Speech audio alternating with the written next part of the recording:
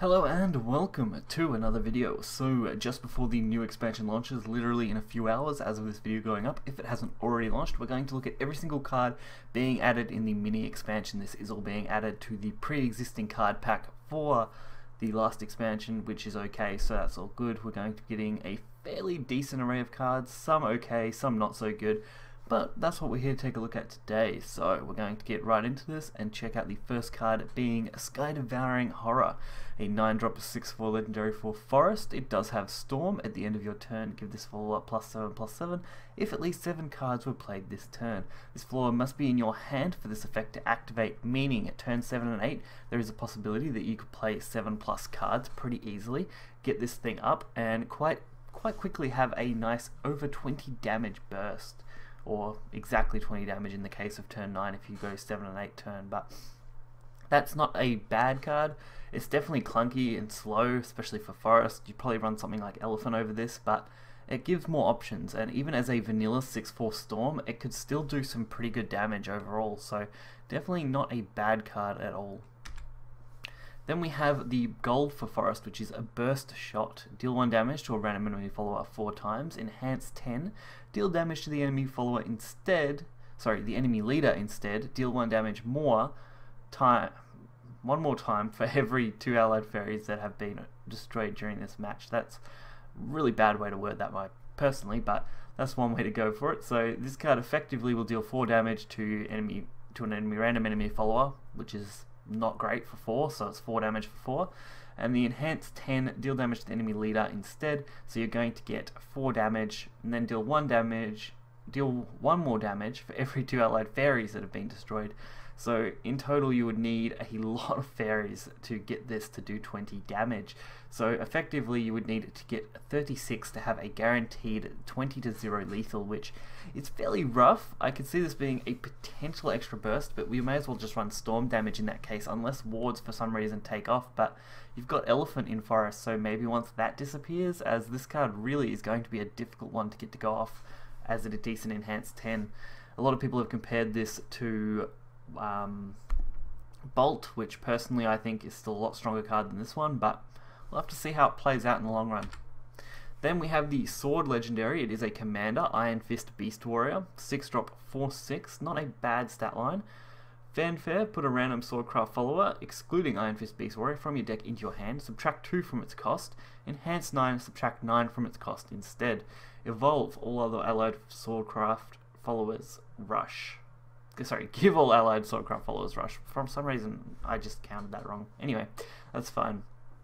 This card's pretty average in my opinion. It could be strong, but considering this is a much more late game card, even in the mid game, at best you can go for the 6-drop into an Arthur, but you're going to be risk drawing so many cards. If it had a play point counter on it to say, you know, draw only a 5 or higher cost card, you could really limit it, but in this case it's just not an extremely strong card.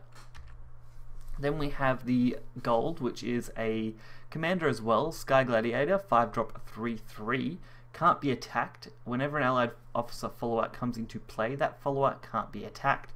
So this is actually fairly interesting. This one goes the opposite way to what Sword's been doing lately, which is blocking out potential spells and stuff, where this one blocks attacks. So you could pretty much create immortal cards temporarily or almost permanently with the current cards, which is fairly interesting when you look at it. You could throw down a Charlotte, throw down this card, completely secure board, and stop all your allied followers and stuff from being targeted by spells and effects, and from being killed, from taking damage from spells and effects, and being killed by battles. So that would really make Sword hard to deal with in that case for big boards. Definitely an interesting one, and I'd love to see people pull that off. Then we have the Portalcraft Legendary. It is a 3-drop 2/2, so quite a low cost legendary. I'm not even going to try and pronounce its name because that's too much effort. It's got a very weird art style, but whenever Resonance becomes active for you, gain +2/+2. Whenever this follower attacks, deal 2 damage to all enemies if this follower has at least 10 attack. This is actually quite an interesting card. For the early game, it might not seem that strong because you're only going to get the deal 2 damage to everything if you've got at least 10. And then the +2/+2 is an okay buff mechanic, but requires a bit of setup, so you want to make sure you're out of Resonance to go into Resonance, and then if you play this say turn 6, you could easily buff it up to a 6/6 and probably follow it up with a few more cards. So it's definitely good. You can get really high statted cards if you've got the right things to follow this up with. It's a pity it's not actually a artifact or anything like that, because then it would be quite powerful, but as it stands, I think it's definitely good. I'll have to really mess around with it to see if I can make it entirely playable, as you really got to balance the resonance effects, and puppets don't do that very often, so I wouldn't put this in that, at least at this stage. And artifacts really have really tight deck structure. You don't have a lot of wiggle room when it comes to artifact decks. You've got maybe 1 or 2 card slots you can mess around with, and that's about it. Everything else is pretty stock standard. So then we have the gold, which is actually quite interesting. It is Coraxix. I'm really bad with that. Anyway, Green Gunsmith, 3-drop, 3/2 gold. Fanfare, enhance 5. Summon a Gunpowder Gal, which should be alright. Whenever this follower attacks an enemy follower, deal 2 damage to that follower before it can deal any damage in return. So this is effectively a good way to remove things, which is nice. This is actually going to work extremely well in puppets, because the whenever this follower attacks effect isn't tied to the enhance, which is great. So when you use this in puppets, you can easily get a 2-for-1, and it could take over quite a nice slot in puppets, as it does give a nice bit of enhance as well, which you could even potentially replace Spinaria or something with this, although I'd probably keep Spinaria and just replace one of my lower cost cards. I thought I had this set up, but obviously not. So the token card will be Gunpowder Gal, which is a 2-drop 2/1 Portalcraft card, of course. So this is the token that it will summon on the enhance 5. Last word, deal 1 damage to a random enemy 3 times. So it has even more damage, which is awesome. So honestly, you could not go wrong with this gold. I think in puppets, in artifacts, it's definitely got a lot of potential, as it is just a solid card all round. Now, I've got a deck here that I've made a slight modification to. This is the puppet deck I played just recently, and all I've done is drop out a couple of the pure-hearted singers and replace those with the green gunsmith. I also did cut down on 1 Outworld Invader as well, because I feel like 2 is just fine, and you can easily slot this deck in as another 3-drop, as I think Automation Knight is too valuable to drop out in replace for this, and I think Spinaria again is too valuable to really drop out in this deck personally. So definitely a really solid card to add to this deck. It does up the value of the deck a little bit more, but definitely worthwhile to use, and could definitely improve puppets by far. So it's a really nice card to see, and hopefully you guys can enjoy these decks, because they will be in the link in the description below, going into the new lot of cards that are going to be released and a whole new meta shake-up, so it should be interesting. Then we've got the Vesper Witchhunter, a 4-drop 3/3 Runecraft card. It has got an amazing Accelerate 2 effect, deal 1 damage to an enemy, summon a Witch's Cauldron. Basically a better magic missile at that point. I mean, getting the Witch's Cauldron on top of it, which gives you a potential extra draw and good synergy with some of the other cards in most of the rune decks. The 4-drop in Fanfare, though, isn't quite as good when you play it as that, so it does have an Earthright, deal 3 damage to an enemy follower, deal 1 damage to enemy leader, and then the Evolve is a destroy an allied follower and give this follower +2/+2. So really don't enjoy anything outside of the Accelerate effect. I think that's what makes this card. If it wasn't for that, you'd really be lacking. So I have got the gold as well here, which is a Mysteria card, which is quite interesting. The MS Miranda Light Mage, so it's a 6-drop 3/3 Fanfare. Randomly put one of the following cards into your hand: Mysterious Missile or Mysterian Circle. Whenever you play a Mysterian card, subtract 1 from the cost of this card. Evolve, put a Mysterian right into your hand. So this card actually uses a similar spell boosting mechanic, except only for Mysteria cards, so not a huge shock there, but a card I actually like quite a bit. I could potentially use this in most decks that run Mysteria cards, or at least big Mysteria cards. So Mysteria Rune getting a slight buff, or at least a slight addition, you could put it that way. I really want to see this card see some play, as it is quite a nice looking card and could be a lot of fun to mess around with. So again, like the Portalcraft one, I've got a deck here that I've recently been playing. It is the Runecraft deck for Giant Chimera, so it is primarily spell boost, incorporating the new legendary Vesper Witchhunter and just replacing out a Wind Blast and a couple of other smaller cards. They will be on screen for you guys to look at, which is good. And it's honestly going to be pretty solid, I think. The only real difficulty part will be making sure that you can play another spell alongside it to make sure that you don't trigger the 4-drop effect and only trigger the 2-drop effect, to really take advantage of that. I mean, Mysterian Missile is slightly better in the sense because it gives you an instant draw, but I think getting the extra Earthright, the extra damage, the extra spell boost, all in one card is going to be really good, because you do already run double Golem Assault in this deck, which is pretty decent on its own, along with double concentration, which both can take advantage of the Earthright effect. So running 3 of it, maybe dropping it to 2, could work. We'll just have to wait and see how that plays out in the long run, but I think this could still be a very solid deck to work with, and every other rune deck, like Abyss Rune, can pretty much take advantage of this card very well. Then, of course, we have the Shadow cards, probably some of the best cards we're getting from the mini expansion, in my opinion. Gremory is a 1-drop, 1/1 legendary, so a very, very low-cost legendary card. Fanfare, enhance 6, so that really ups the cost a bit there. Evolve all other allied followers. Evolve effects will not activate for those followers at the end of your turn. Give all evolved allied followers last word, draw a card. So really pushing that last word, draw a card in Shadow, which isn't too surprising. And considering that it's at the end of your turn effect, that's not a bad one to have, especially since it is to all evolved followers. So if you are using this card, you'll most likely be using it as a 6-drop because that's the way you want to take advantage of it. Really, in rotation, the only way this card will be feasible is if boards can stay stuck to the board, which Shadow does do a pretty good job of, with most of its proccing cards being able to at least have 1 to 2 followers minimum on board at all times. Of course, that doesn't mean that this card is down and out. In Unlimited, while Ektar is still a better card overall, this could be a nice one to run 1 or 2 of to slot into that deck, as it could potentially give you a nice burst turn even before Ektar. So it's definitely not bad at all. I want to see this card really push Shadow in rotation, but we'll just have to wait and see how sticky boards are, because at the moment I haven't seen too many boards that can really stick, but this card has definitely got some decent potential.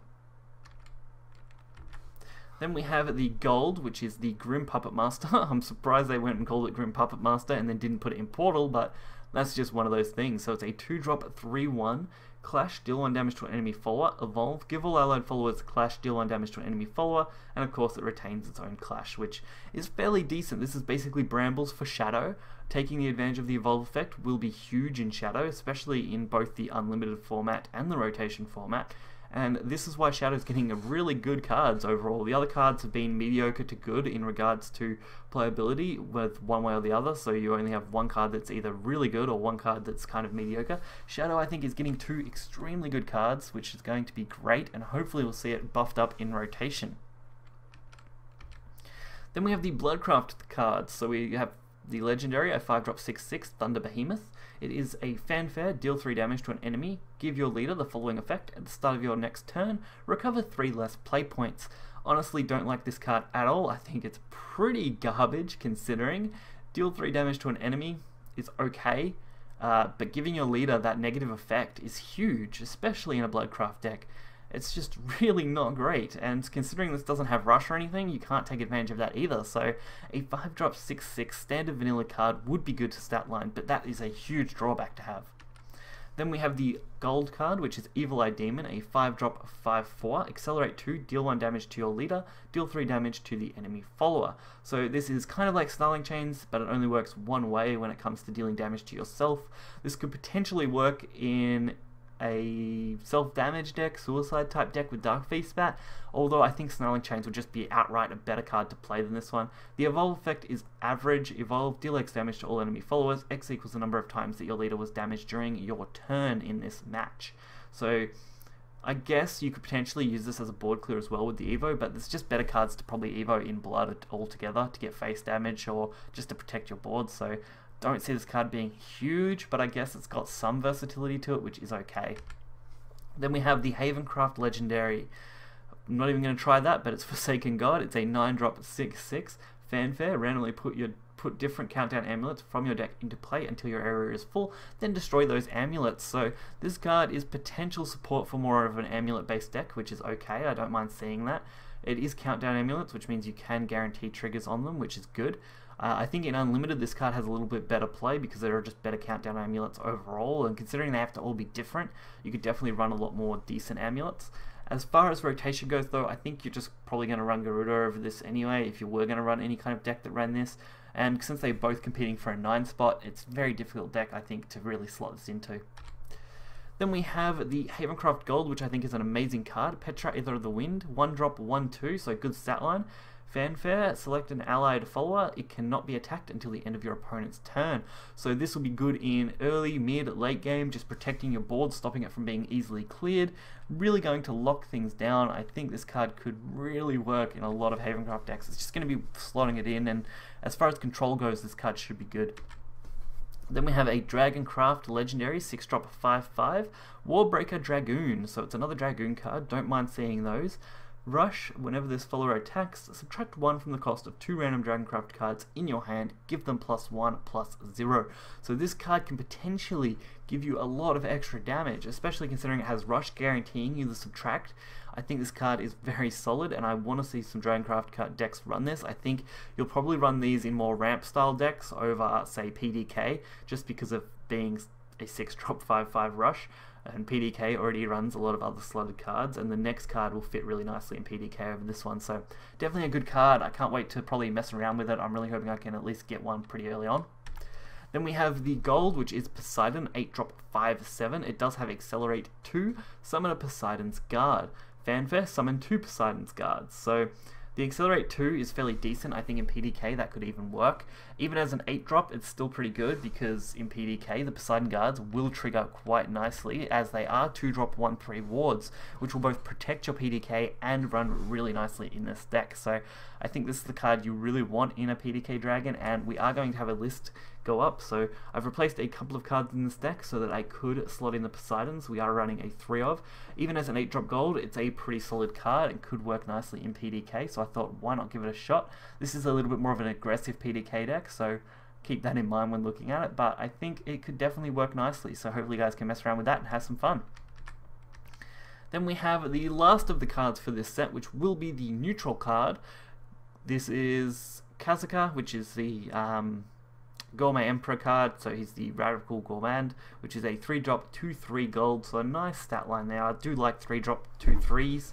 It does have Evolve. Choose, put either a Nourishing Fare or a Flaming Hot Flare into your hand. The Nourishing Fare is a 1-drop gold, draw a card, restore 2 defense to your leader if the enemy leader's defense is higher than yours. Which, I mean, depending on the deck you're playing, could be fairly decent. Haven may take advantage of this, but most of the time you're up on them, so probably not. As far as Flaming Hot Flare goes, it is a 1-drop, deal 2 damage to an enemy follower, deal 2 damage to an enemy leader, if their defense is higher than yours. So basically this is a come from behind card to kind of help you get up. I could definitely see Blood taking advantage of the Hot Flare and the Nourishing Flare more often, as they're just overall going to be in a lower position normally, so restoring a little bit and dealing a little bit should work out nicely for them. But overall it's quite a nice card, considering I really don't mind Radical Gourmand, and I hope that he can see at least a little bit of play. So that is going to round out this video. We've looked at all the cards. I gave a couple of deck suggestions. As I said, you will find those in the description below, so hopefully you guys can enjoy them. And until next time, see ya.